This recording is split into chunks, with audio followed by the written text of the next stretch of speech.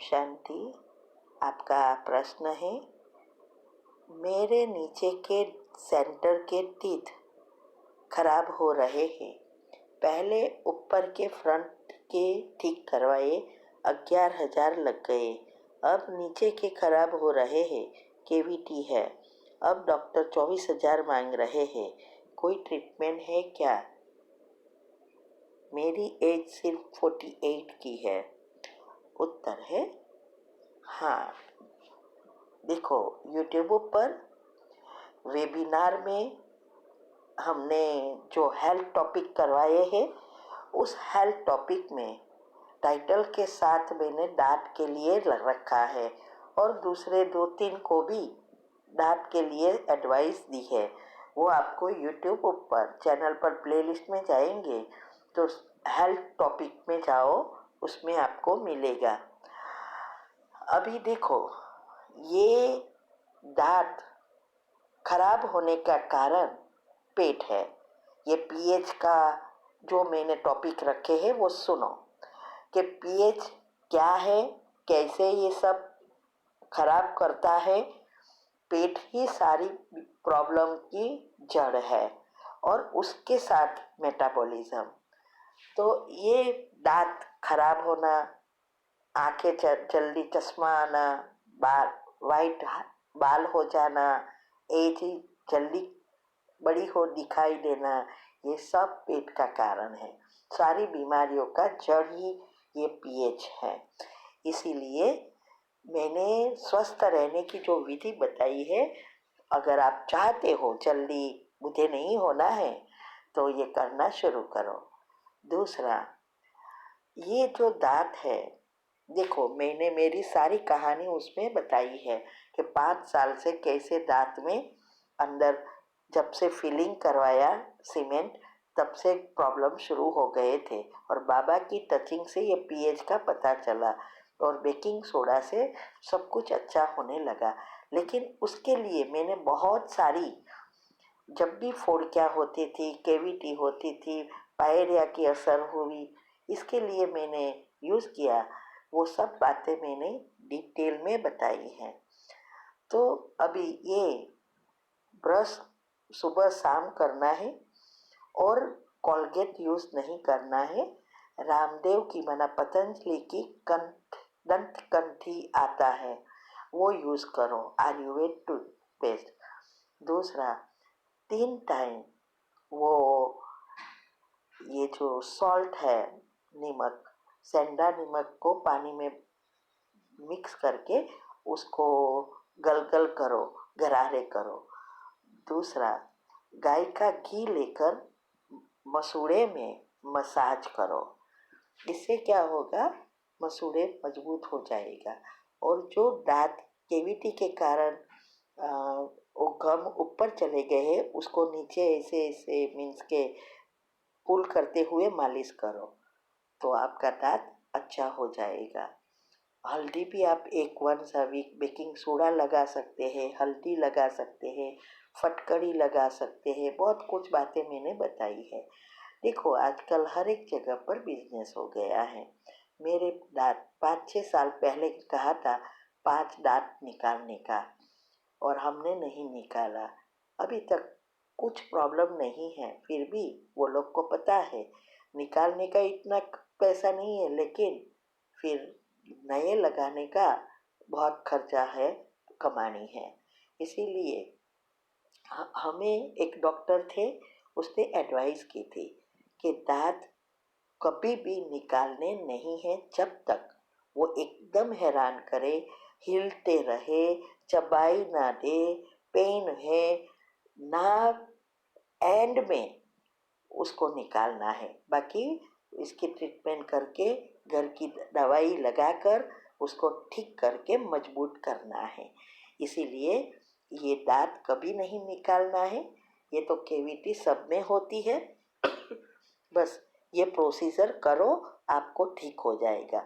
और पेट की ट्रीटमेंट मैंने बताई है, सदा स्वस्थ रहने की विधि वो करो। ठीक है। ओम शांति। ओम शांति। आपका प्रश्न है कि मुरली में प्रश्न के बारे में प्रश्न आया और उसका उत्तर भी दिया कि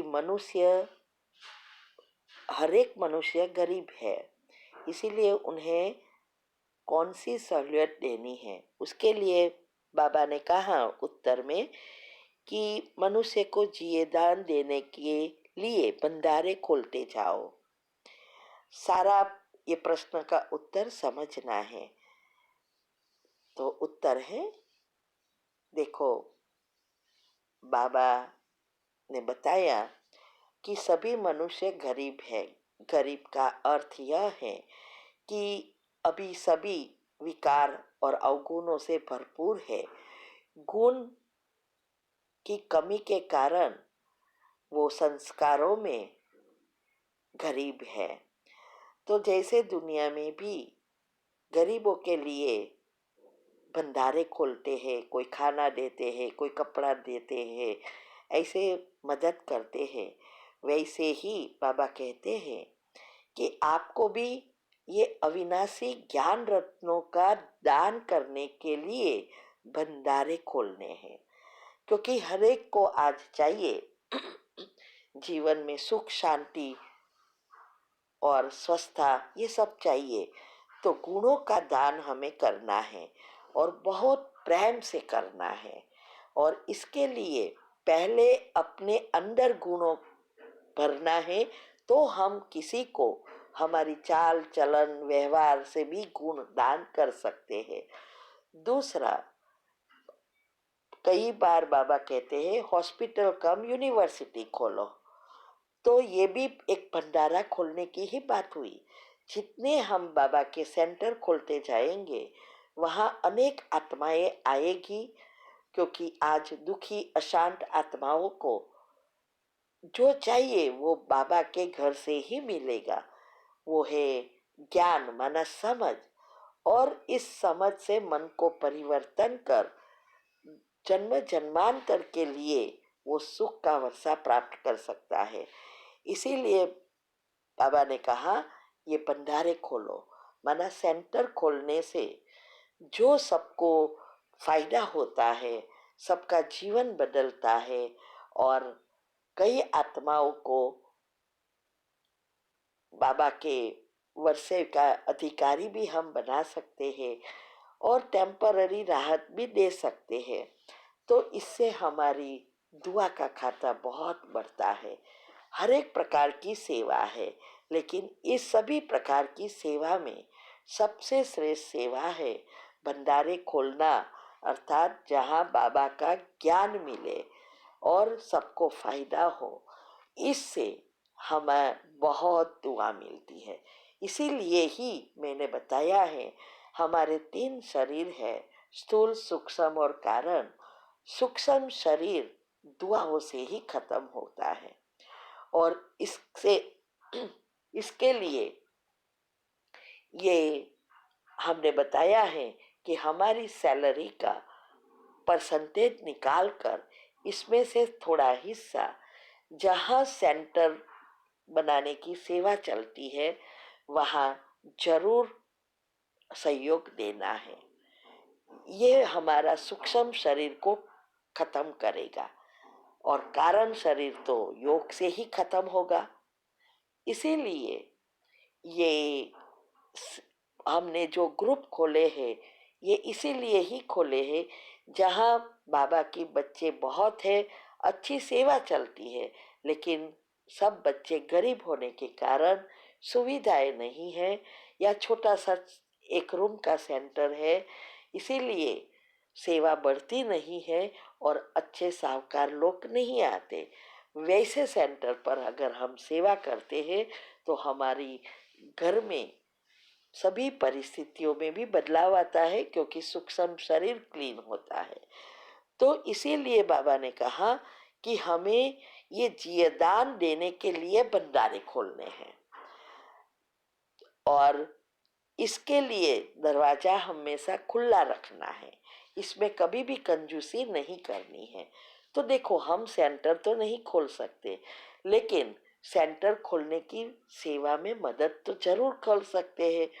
इसीलिए कभी भी इसमें हमें पीछे हट नहीं करनी है, उसको हमेशा ऐसी सेवा में सहयोग देना है। और मैंने इसके लिए 2-3 वीडियो बनाई है कि हमने जब से जॉब शुरू की तब से हमने कैसे परसेंटेज निकाले और हम जल्दी जल्दी रिटायर हो सके, सेवा में लग सके। और अभी हमारे घर में भी सभी यही कर रहे हैं, जिससे परिस्थिति आती है फिर भी किसी के आर्थिक रूप से या मन पर कभी भी असर नहीं होती है, क्योंकि दुआओं से भरपूर रहते हैं। तो हर एक को ऐसे भंडारे खोलने में जरूर जरूर अपनी सैलरी का हिस्सा निकाल कर सहयोग देना है। और शास्त्रों में भी कहा है ना, हर एक धर्म वाले 10% निकालते हैं। तो हमें भी ये कर्म की गति को अच्छी रीति समझकर सहयोग देना है और भाग्य बनाना है। ओम शांति।